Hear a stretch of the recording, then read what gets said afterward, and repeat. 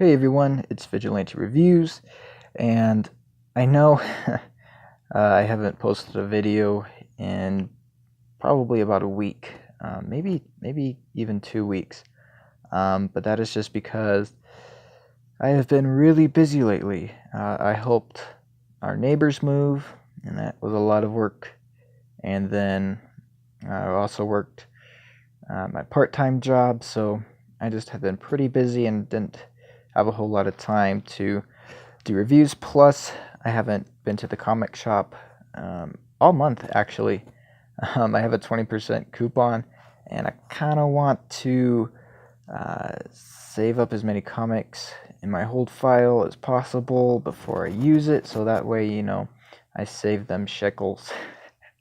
So I'll probably be getting some new comics that are actually older comics from earlier this month, but I'll still review them, and it'll be good stuff. So this is Super Sense #1, and this came out last year, April 2017. This is the cover date, which means it probably came out in February or March. And I never followed up on the series just because at that time my focus wasn't on comics. It was more on just some personal stuff. So that's why I unfortunately didn't continue with the series, even though I really wish that I had. But it is what it is. I'll get the omnibus when it comes out, and maybe later in life collect all the single issues. But anyway, it's a great story. And the series was a fan favorite. I just never really followed up on it. So unfortunately, I don't really know what happens after this issue. But I'll go ahead and review this one, and so you guys can see that right off the bat, this series was excellent. So we start off with some stuff that really doesn't make sense to me. Probably, again, because I didn't follow up with it. But it's just like these kids all eating popcorn. Apparently, this person is sick or something. But everybody's kind of doting on her, treating her like a princess, even her parents. Her mom's getting her a blanket. She asks her dad for the car, and he's like, yep, that's fine. Even though she looks way too young to be driving. But anyway, then she gets up, and everybody is kind of like, well, I thought you were sick. She's like, well, what about a group hug? She gets really upset because she's a little prima donna, I guess, a little brat. And then it shows that it's just like a TV show or something, I guess. And I don't know. Then this part was kind of cool. Again, it doesn't really tie into the rest of the story. It was just a cool way to introduce the Super Sons. So John and Damian are running away from the bad guys. At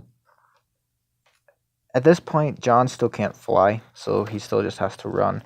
But anyway, they're like, enough running. It's time for Robin and Superboy to take a stand and get this really cool glare. This really cool action pose. If you can see it there. Man, that glare is terrible. There we go. Really great pose. It's that light up there. Sorry. So then it cuts to John. He's on his way to school. He gets on the bus, and a couple bullies are bullying this kid. And I'm not even going to point out that it's two white kids bullying one helpless black kid, because this story is too good to be nitpicked. There's some books where you just want to nitpick the heck out of it. But this is, besides, that little issue, what would you call that? Discrepancy. It's a great book. That's the word I was looking for.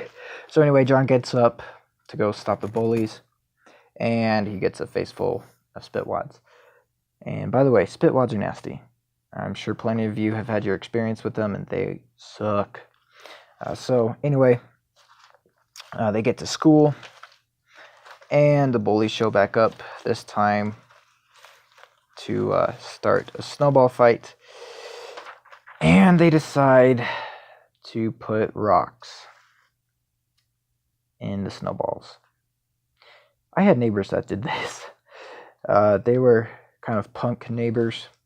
And yeah, that's usually the result of rocks and snowballs. Sometimes you get lucky and it just misses or, hits you in a place that doesn't hurt too bad. But man, when they nail you, it hurts. It hurts. And of course, that ticks John off even more. And he really wants to use his powers. But he decides against it. And just instead stands in front of his friends, tells them to protect their face. And then out of nowhere, this big snowdrift lands on top of him, on top of the bullies, taking them out. And so that kind of ends the fight right there. His friends head back to the bus, and while John is heading back, he runs into the bus driver, who turns out to be Damian Wayne. At first, especially when this came out, I was not a huge fan of Damian Wayne. I had read some of his, a couple stories with him in it, and he just always seemed like a punk. Very cocky and arrogant, which, I guess he deserves it, or, not deserves it, what am I thinking? It kind of makes sense because he was trained to be the world's deadliest assassin. He's very smart. Come on, he's Batman's kid. You'd probably be cocky too. But anyway, he was he was the bus driver, and John asks, don't you have class back in Gotham, or do Robins even need to go to class? Damian's like, I'm homeschooled. Yeah, boy. Homeschoolers rock. So he puts back on his disguise and drives the kids home. This was pretty funny right here. Damian's bragging about how he could have taught that geology class because he could have had a doctorate when he was 7. And Damian asks, and why didn't you? Because my mother killed my professor and dumped him in the ocean. Yeah, right. Boom. Yeah, so I just thought that was funny. Just that look. Like, no, dude, that's what happened, man. I kind of like Damian's hairdo right here. Reminds me of the Teen Titans Robin, the TV show. Actually, this art style is kind of reminiscent of that, in my opinion. Kind of like American manga, I guess. This is probably the closest you're going to get to manga in American comic books. And I like the manga art style, but I don't know. I think this is a really good balance of American comic art and that more stylized manga, style. So yeah, Damian's training. Batman's getting ready to go out on patrol, and of course Damian wants to go with him, but he didn't finish his school, and so Batman tells him, nope, you need to stay here tonight and finish your school. Like a good dad would. That's a good father right there. Unlike freaking Han Solo in The Force Awakens. I don't know why they had to go and ruin Han Solo in that movie. Han Solo would not have been a deadbeat dad. He might have not been perfect, but I don't know, he would have been much more like this, do what you're told. I don't want to hear any talk back. Back talk. And, you're going to do what I say. And he would have actually been present in Ben Solo's life. Sorry. By the way, this is a bubble wrap because I have like these cargo shorts on, and my knees are kind of ugly, so hence bubble wrap. So anyway, that was kind of cool. And then this is probably my favorite part in the whole book. John is telling Clark and Lois about, those kids who were bullying his friend, and he's like, I wanted to use my powers, but I didn't. And Clark's like, not even in the snowball fight? Well, maybe I did throw a few pretty hard ones after that rock hit Alan. Yeah, I would too. But, they're like, you did exactly what your mom and I expected of you, Jono. You saw something unfair and you tried to stop it. We're proud of you. And, they kind of give him this talk about the chain reaction that it could have. You be nice to somebody, try to help them, then they try to help somebody else, and then they try to help somebody else, and, so on and so forth. But yeah, it was just a really nice family scene. I love the way Peter J. Tomasi writes the Superman family. I am definitely going to be getting his entire run on Superman, either in trade paperback, omnibus, or the single issues, or all of them eventually. But I will definitely make that a priority to read. So yeah, then Superman gets called away to league business. At which time Lois tells John to go to bed. And he's surprised by Damian. And,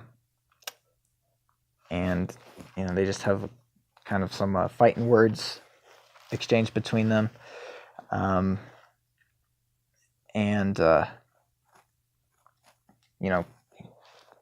Lois hears that, comes in.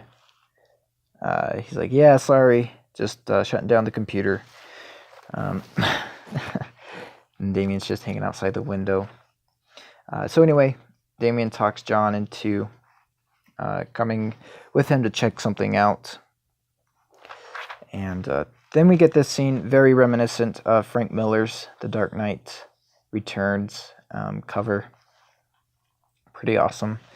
So yeah, they go into LexCorp, and we see, of course, Superboy and Robin looking pretty epic right here. Damian's like, I can't believe you still can't fly.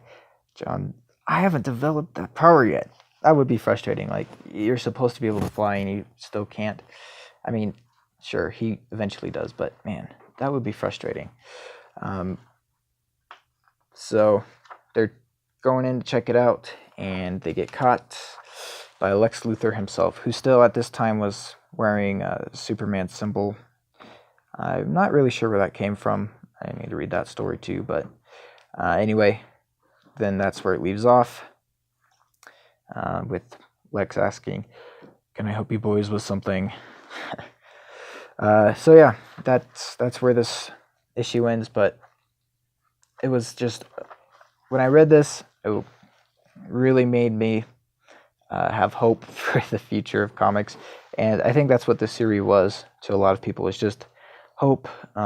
And John and Damian are very relatable characters, especially John for me, but I know for others it's Damian who's the relatable one.